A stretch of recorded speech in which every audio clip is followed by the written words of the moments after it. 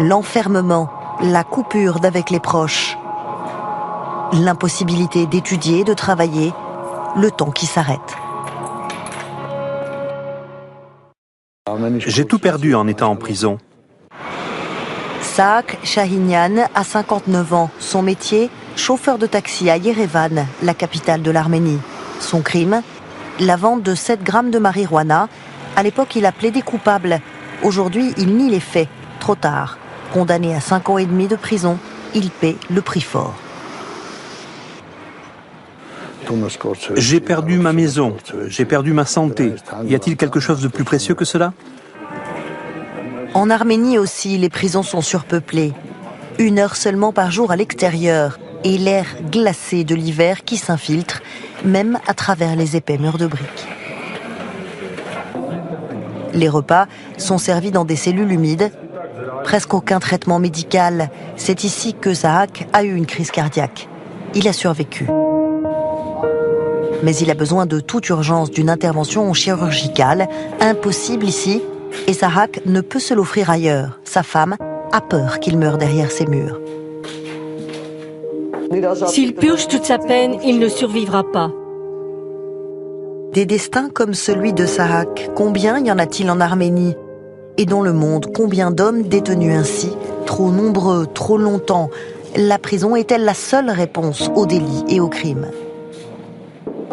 Nos tribunaux, notre système judiciaire ont tendance à condamner les gens à l'emprisonnement et à de longues peines. Anna Melikian est une militante des droits de l'homme. Pour elle, les tribunaux d'Arménie condamnent trop vite et à de trop longues peines, ce qui punit doublement les criminels. Comme des difficultés de réinsertion dans la société, à trouver du travail, un emploi après leur libération.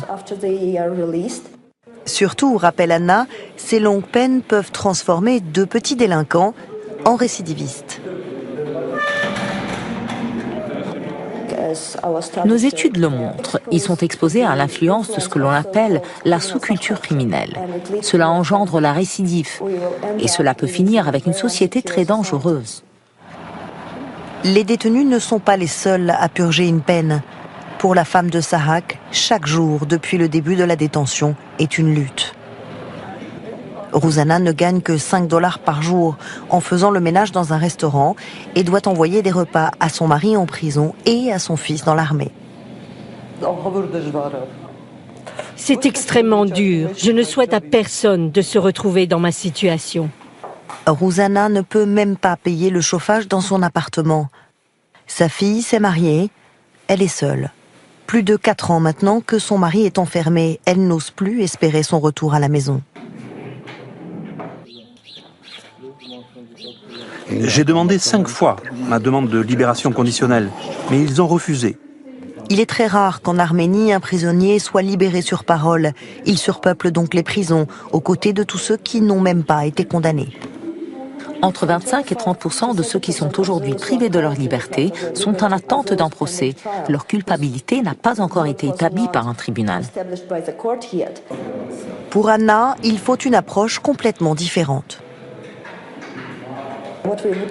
Ce que nous aimerions, c'est plus de sortes de sanctions alternatives. Comme ça, les tribunaux auraient le choix entre plusieurs types de punitions à infliger. Derrière le travail d'Anna, le soutien financier et logistique du Fonds des Nations Unies pour la démocratie, qui défend l'idée d'alternative à l'emprisonnement en Arménie, mais aussi en Géorgie et en Azerbaïdjan. Nous sommes en train de réformer notre système carcéral. Souren Kromoyan est le vice-ministre de la Justice en Arménie. Il nous explique que son gouvernement est en train de revoir le système pénal. L'une des pistes, encore trop rares, ce sont les travaux d'intérêt général. Le ministère réfléchit aussi au raccourcissement des peines et à la limitation des détentions provisoires. Cela veut dire l'utilisation de bracelets électroniques pour qu'ils puissent rester à la maison.